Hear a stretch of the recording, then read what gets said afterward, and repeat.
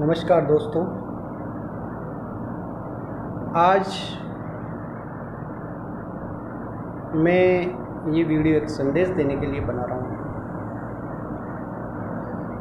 मित्रों, मेरे जितने भी बुज़ुर्ग लोग हैं जो इस वीडियो को देखेंगे या जो मेरे हम उम्र के हैं, मेरे बहन भाई हैं या जो मुझसे छोटे हैं, जो भी बहन भाई हैं या जो भी इस वीडियो को देखेंगे, मैं सभी से एक बात बोलना चाहता हूँ मित्रों। आज हमारा देश ही नहीं, पूरा विश्व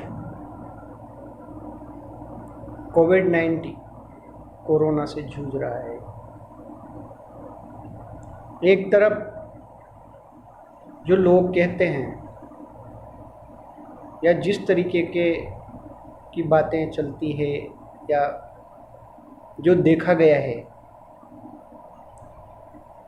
ये 100% सत्य है कि कोरोना का जन्म चीन से हुआ है। किंतु मित्रों, मैं सबसे एक बात कहना चाहता हूँ, क्या यदि ईश्वर की इच्छा नहीं होती तो चीन इस कोविड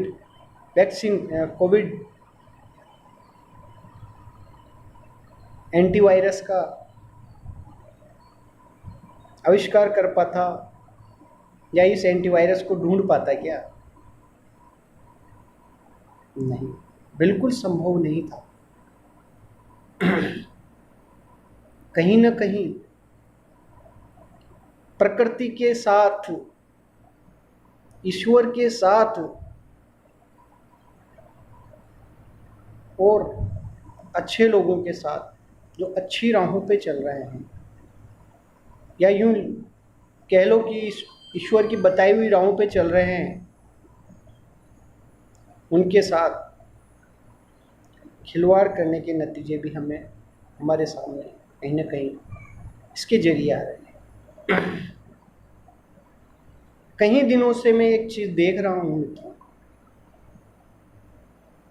कोविड-19 कोरोना के चलते हुए, इसके होने के बावजूद लोगों को ये अच्छी तरह पता है कि इसकी कोई दवाई नहीं है, इसकी कोई वैक्सीन नहीं है, और ये वास्तविकता है मित्रों।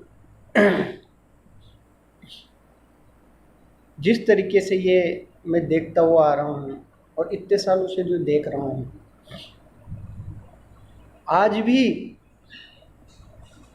इस सृष्टि के अंदर कुछ इस तरीके की भयानक बीमारियां, भयानक महामारियां हैं जिनका इलाज आज भी संभव नहीं है। जैसे कि आपने जनरली आज पहले जब हुआ करती थी वो बीमारी, तो एक बहुत बड़ी बीमारी हुआ करती थी, लेकिन जनरली लोगों ने ये समझ लिया कि अब ये बीमारी कुछ भी नहीं है। और उस बीमारी का नाम मैं आपको बताना चाहूँगा। उस बीमारी को बोलते हैं सीधे सीधे शब्दों में टीवी। कहीं मायने में अगर देखा जाए तो कोरोना और टीवी के गुण आपस में कहीं जगह पे समान है, आपस में कई जगह समान है। टीवी में भी व्यक्ति की इसी तरीके की हालत होती है मित्र। और टीवी में कहते हैं, ये सबका मानना है, पर मैं कई सारी बातें हैं जो मैं शॉर्ट रूप में बताना चाहूँगा। मैंने कई सारी चीज़ें देखी है, जैसे टीवी को लेके देखी है मैंने सन 2013-14 के अंदर सेवा के माध्यम से मुझे ये देखने को मिला कि जिस मरीज को टीवी हो जाती है, जो टीवी का मरीज होता है, उसको डॉक्टर्स लोग ठीक करने की पूरी कोशिश करते हैं, वो अपनी जी जान लगा देते हैं, पूरी अपनी जान लगा देते हैं किसी भी मरीज के ऊपर, किंतु फिर भी 100 में से 5 या 10 मरीज ऐसे होते होंगे जो उस बीमारी में भी ठीक होके जाते हैं। उस बीमारी में भी इतने ही मरीज ठीक होके जाते हैं, इससे ज़्यादा नहीं हो पाते हैं, क्योंकि वो बीमारी भी इतनी बहुत ज़्यादा खतरनाक बीमारी है। और कहा जाता है जैसे कोरोना छूत की बीमारी है, उसी तरीके से ये देखने को आया कि टीवी को भी एक छूत की बीमारी माना जाता था। पर मित्रों, मैं आपकी जानकारी में एक चीज़ डाल देना चाहता हूँ। टीवी जो है वो हवा से फैलती है, और कोरोना जो है वो नज़दीकियों से फैलता है। जिस भी व्यक्ति को कभी कोरोना हो गया और उसके संपर्क में कोई दूसरा व्यक्ति आ जाता है कोविड-19 वाले मरीज के संपर्क में, तो उसका मरीज होना पूरी तरह से संभव है। टीवी में ऐसा नहीं है। टीवी हवा के जरिए फैलता है, तो उसमें भी कुछ सावधानियां रखनी पड़ती है। पर हाँ, इतना ज़रूर है कि जो जो लक्षण टीवी में हैं, उनमें से कई सारे लक्षण कोरोना में भी वैसे ही उसी तरीके के लक्षण हैं। तो मित्रों, मैं इन दोनों बीमारियों को ही नहीं, बहुत सारी ऐसी बीमारियां हैं जिनका आज भी इलाज संभव नहीं है। तो मैं कहना चाहता हूं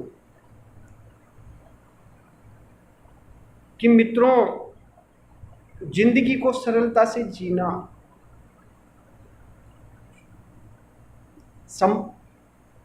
सरलता से जीना चालू कर दीजिए, सरलता से जीना स्टार्ट कर दीजिए। इसकी उसकी बुराइयां करना, तेरी मेरी करना, किसी के साथ बुरा करना, किसी का बुरा सोचना, ये हमारे मानव जाति की प्रकृति में नहीं है, प्रवृत्ति में नहीं है। ये ईश्वर ने जब हमें बनाया था, कहीं ना कहीं ईश्वर ने ये सोचा था, और जब इस सृष्टि की रचना हुई होगी, कहीं ना कहीं ईश्वर ने ये सोचा था कि इस धरती को स्वर्ग बनाना चाहिए, और इस धरती पे मानव जाति की उत्पन्नता हुई, मानव जाति का जन्म हुआ। तो ईश्वर की ये इच्छा थी, और ईश्वर ने यही सोचा था कि मनुष्य जब वहाँ पे जाएगा तो मेरा यश फैलाएगा, मुझे नहीं भूलेगा। किंतु मैं आज मित्रों में देख रहा हूँ, मैं इतना ज़्यादा तो मतलब पूरी विस्तार से जानकारी नहीं दे पाऊँगा, क्योंकि वीडियो इतना ज़्यादा बड़ा नहीं बन पाता है और वो शेयर नहीं हो पाता है। इसलिए मैं इतना सा कहना चाहूँगा, मेरे जीवन काल के अंदर मैंने पर्सनली, मेरे जीवन काल के अंदर मैंने जो तजुर्बे लिए हैं, उन तजुर्बों के अनुसार मैंने देखा है कि ईश्वर सबसे बड़ी शक्ति है, उससे बड़ी शक्ति कोई नहीं। और मौत सबसे बड़ा सच है, उससे बड़ा सच कुछ भी नहीं है। जिंदगी भी मनुष्य के हाथ में नहीं है और मौत भी मनुष्य के हाथ में नहीं है,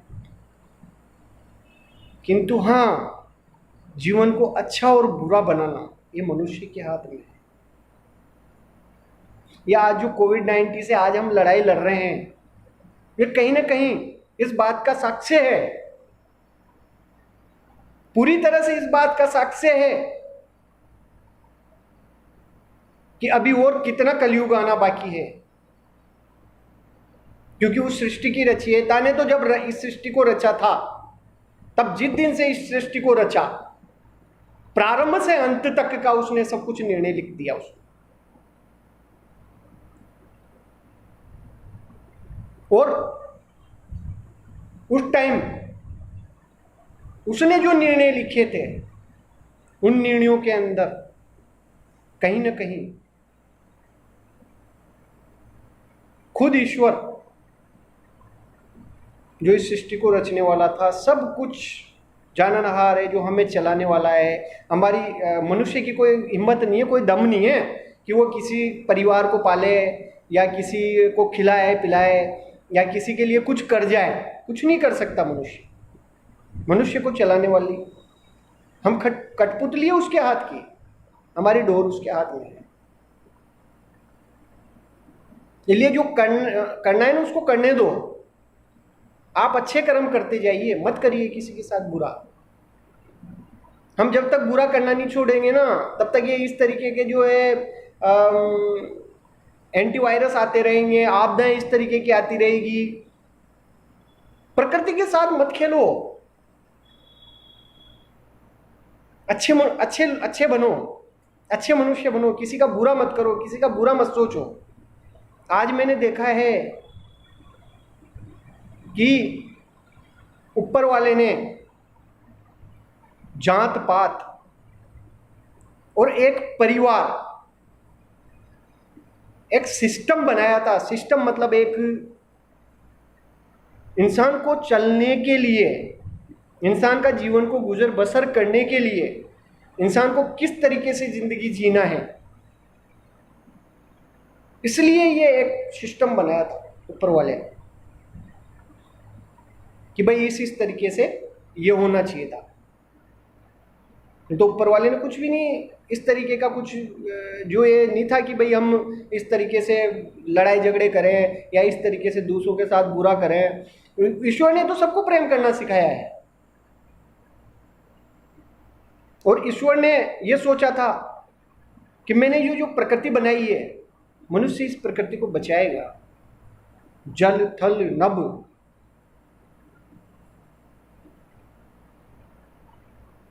पेड़ पौधे, वायु, इन सब का को बचाएगा और इन सब की केयर करेगा। इसलिए ईश्वर ने प्रकृति माता से कहा, प्रकृति माता ने हमें रहने के लिए स्थान दिया, प्रकृति माता ने हमें खाने के लिए अन्न दिया, प्रकृति माता ने हमें पीने के लिए जल दिया, प्रकृति माता ने हमें लेने के लिए ऑक्सीजन वायु दी। मित्र, प्रकृति ही इस चीज को चला रही है। यह सत्यता मान लीजिए आप। यदि आप कभी अकेले बैठे हैं तो 15 मिनट इस बात पे गौर करिएगा बहुत ज्यादा कि हम कुछ भी नहीं है। मैंने कई जगह पे देखा है,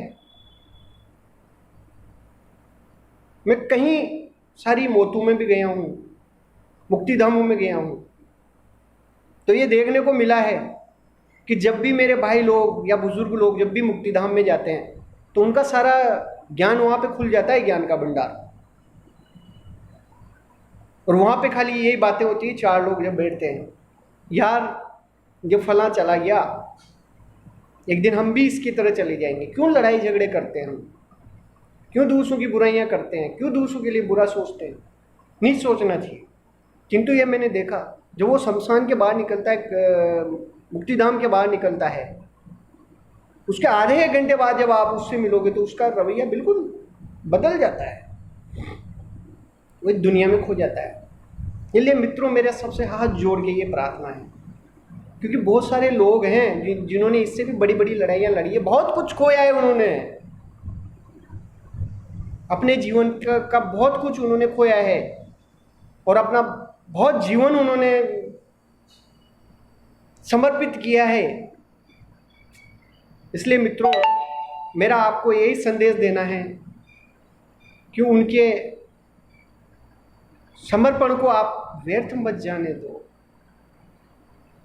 अब समझ जाओ, अब भी वक्त है, अब भी समझ जाओ, तौबा कर लो गुनाहों से, उस ऊपर वाले से माफी मांग लो। अब भी आज मंदिर बंद हो गए, मंदिर मस्जिद गिरजाघर सब बंद हो गए। क्यों बंद हुए? सोचिए जरा।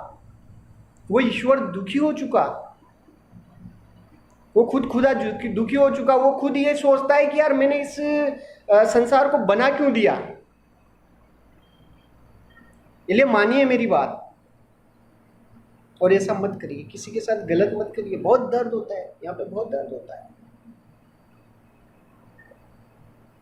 कई जनों को मेरी बात पे, इस वीडियो पे हंसी भी चलेगी, कई जनों को तो ये वीडियो समझ में ही नहीं आएगी, कई जने बातें भी करेंगे, अरे यार फालतू बातें करता रहता है ये तो, फिर बस इसके बाद तो कोई काम नहीं धंधा कुछ भी नहीं है, अरे तो फालतू बातें करता रहता है, बस पता नहीं क्या है, बस पता नहीं क्या करता रहता है। बहुत कम लोगों के समझ में आएगी ये। किंतु मानिए मेरी बात, अगर इसको गहनता से सोचेंगे समझेंगे ना मित्रों, तो ये सोच समझ के देखना, ये मेरी निजी जिंदगी का तजुर्बा है, ये मेरी निजी जिंदगी का, मैं मेरी निजी जिंदगी के बारे में पूरे पत्ते नहीं खोल सकता, मैं मेरी निजी जिंदगी के बारे में पूरी चीज़ें नहीं बता सकता, पर मैंने सब कुछ ही देखा है। मैंने इतनी सी जिंदगी में मैंने इतना कुछ देख लिया कि शायद मैं बता नहीं सकता आपको, मैं वर्णन नहीं कर सकता उन चीज़ों का। इसलिए बस मैं इतना सा कहता हूँ, किसी को दर्द मत दीजिए, बहुत दर्द होता है, बहुत कष्ट होता है। मुझे बहुत कष्ट होता है जब किसी दूसरे को कष्ट में देखता हूँ। इसलिए सभी से मेरी हाथ जोड़ के यही प्रार्थना है कि दूसरों को दुख दर्द मत दीजिए। आप घर परिवार में रह रहे हैं, घर परिवार में एक मुट्ठी की तरह बंध के रहिए आप। ये अगर मुट्ठी खुल जाती है ना, तो मुट्ठी खुलने के बाद उस परिवार का कोई भी औकात नहीं रहती है, बाजार में कोई भी उसका की इज्जत नहीं रहती है, कोई उसका मूल्य नहीं रहता है बाजार के अंदर।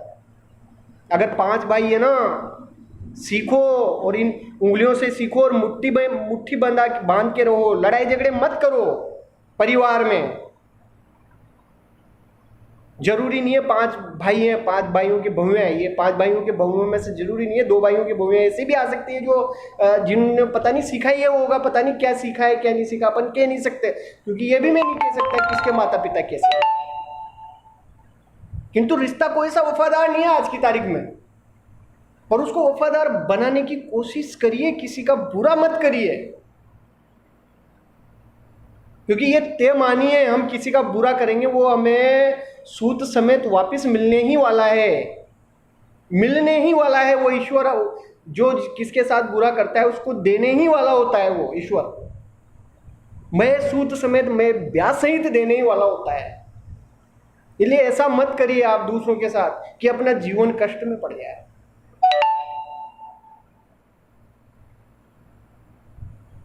मैं ये वीडियो ज़्यादा नहीं बना सकता क्योंकि इसमें मेरे पास स्थान भी बहुत कम है, जगह बहुत कम है, वीडियो इतनी बड़ी बन नहीं पाएगी। इसलिए हाथ जोड़ के ये प्रार्थना है कि मेरा निजी जीवन मैंने जो जिया है, मैं इस चीज़ में खुश हूँ, आज मैं खुश हूँ। मैं अपने मुंह से नहीं कहना चाहिए, पर आज जिस स्थान पे मैं हूँ और मैं जो कर रहा हूँ ना, उसमें मुझे अंदर से बहुत खुशी मिलती है मित्रों। मैं इतना जरूर संतुष्ट रहता हूँ कि मैं किसी के लिए बुरा नहीं सोचता, किसी के प्रति बुरा नज़रिया नहीं रखता हूँ। हाँ, कई लोगों को मैं लगता हूँ बुरा, वो इसलिए लगता हूँ कि मैं आईना दिखाने की कोशिश करता हूँ। मैं कोई ईश्वर नहीं हूँ और मेरे में इतनी औकात, इतनी हिम्मत भी नहीं है, मैं प्राउड भी नहीं करता हूँ, मेरी औकात ही नहीं है, मैं तो मिट्टी हूँ, मेरे में दम थोड़ी है, पर मौत को सच मान के चलता हूँ। मैं इसलिए बुरा नहीं करता हूँ किसी का, किंतु सामने वाले को कई बार बुरा लग जाती है मेरी बातें, क्योंकि मैं उसको आईना दिखाने की कोशिश करता हूँ। और जब मैंने आईना दिखा दिया ना, तो आईना दिखाने के बाद उसकी सूरत कैसी है यार, मैंने तो आईना दिखाया है, मैंने थोड़ी तुझसे कहा है कि यार तेरी सूरत ऐसी है। भाई देखो, मैं तो मेरा नज़रिया नहीं बदल सकता इन चीज़ों में, सच्चाई पे चलने में, अच्छाई पे चलने में नहीं बदल सकता मैं अपने आप को, मैं नहीं चल सकता, मैं अपना रास्ता नहीं बदल सकता, मैं बुराई की तरफ अपना रास्ता नहीं मोड़ सकता। इसलिए मैं सबसे निवेदन करता हूँ, किसी के लिए बुरा मत सोचो, किसी के लिए बुरा मत करो, नहीं तो एक वक्त ऐसा आने वाला है, तब मैं आपसे फिर कह रहा हूँ इस बात को, ये जिस तरीके से कोरोना की जो स्थिति चल रही है ना मित्रों, आज लोग बाग इस पे हंस रहे हैं, लेकिन ये तय मानना, एक बार पहले भी जब आज से 100 साल पहले, या हो सकता है 200 साल पहले, मैं कहीं गलत हूँ, लेकिन जब फ्लैग आया था, जब चूहों की एक बीमारी आई थी, वो भी उसका वैक्सीन बहुत लेट बना था, लेकिन उस टाइम एक स्थितियां हो गई थी कि एक व्यक्ति दूसरे व्यक्ति के हाथ नहीं लगा सकता था, उनको जला भी नहीं पाता था, वो व्यक्ति उसका दाह संस्कार नहीं कर पाता था। आज कहीं ना कहीं वो स्थितियां वापस आ चुकी है। इसलिए समझिए, प्रकृति आपको बार बार आपको मौका देती है कि आप सुधर जाइए, आप अपनी गलतियां सुधार लीजिए, आप अपने आप को अच्छा बना लीजिए, आप अच्छा सोचना शुरू कर दीजिए, बाकी उस ईश्वर पे छोड़ दीजिए, अपना दिमाग ज्यादा मत चलाइए। मुझे टेंशन नहीं है, मेरे साथ तो कोई बुरा करता है तो मैं तो उसके लिए भी दुआ ही करता हूँ। इसलिए हमेशा एक बात तय मानना, अगर आपके साथ कोई बुरा भी कर देना तो उसके लिए दुआएं निकालना मुँह से, क्योंकि अगर आपने बद्दुआ निकाल दी ना तो उसको तो नहीं लगने वाली, पर आपको तो लगने ही वाली है, ध्यान रखना वो बद्दुआ। और अगर आपने उसके लिए दुआ दे दी ना तो फिर उस ईश्वर का मैटर हो गया, वो उस प्रभु का, उस भगवान का मामला हो गया, वो उस भगवान को निमटना है मामला, अपन को नहीं निमटना। अपन न तो जज हैं न अपन वकील है, अपना वकील तो वही है और जज भी वही है, इसलिए उसके ऊपर छोड़ दीजिए। इसलिए हाथ जोड़ के मेरा सभी से ये प्रार्थना है कि बुरा करना छोड़ दीजिए। अब तो समझ जाइए, हमारा देश, पूरी दुनिया तबाह होने जा रही है, जाने क्या क्या हो रहा है, कोरोना आ रहा है, कभी कोरोना जैसी महामारी आ रही है, उसके अलावा तूफान आ रहे हैं, लड़ाई झगड़े हो रहे हैं, सब कुछ हो रहे हैं। इसलिए सुधर जाइए मेरे भाइयों बहनों, सबसे मैं निवेदन करता हूँ, मिलजुल के चलिए और सोशल डिस्टेंसिंग का ध्यान रखिए, मास्क लगाइए। मैं इस वीडियो को बनाते टाइम मैंने अभी इसलिए मास्क नहीं लगा रखा क्योंकि मैं अभी एक बंद कमरे में बैठा हुआ हूँ, इसलिए मैंने मास्क नहीं लगा रखा। किंतु मैं सभी से यही निवेदन करता हूं कि जितना हो सके उतना मास्क लगा के रहिए, और अपने घर में भी अपने परिवार के व्यक्तियों से भी सोशल डिस्टेंस रखिए आप, और अच्छे कर्म करते जाइए, मत करिए बुरा।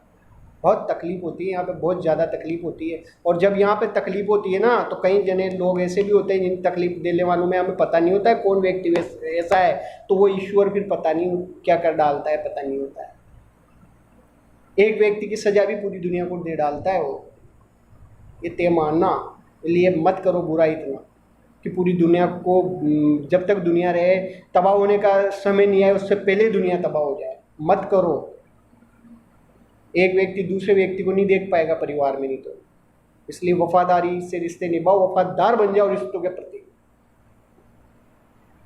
और हमें खुद भी ये तय करना पड़ेगा कि हमारा चाहे कितना भी खास रिश्ता हो, कितना भी गहराई वाला रिश्ता हो, वो हमारे प्रति और लोगों के प्रति वफादार है कि नहीं है। यदि आप अपने परिवार में से, अपने घर में से कोई व्यक्ति गलत कर रहा है और उसका आप यदि हाँ में हाँ मिला के गलत साथ दे रहे हो, तो तब भी ये मेरी बात मानना, पतन होने से कोई नहीं रोक सकता, कोई नहीं रोक सकता पतन होने से, क्योंकि उसका गलत साथ मत दो, उसको भी आप सही रास्ते पे चलाओ।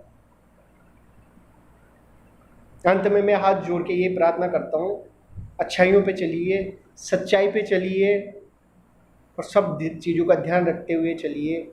मेरे भाइयों, आपस में भाईचारा रखिए, लड़ाई मत कीजिए, और बुरा मत करिए किसी के साथ। प्रणाम, जय भारत, जय हिंद।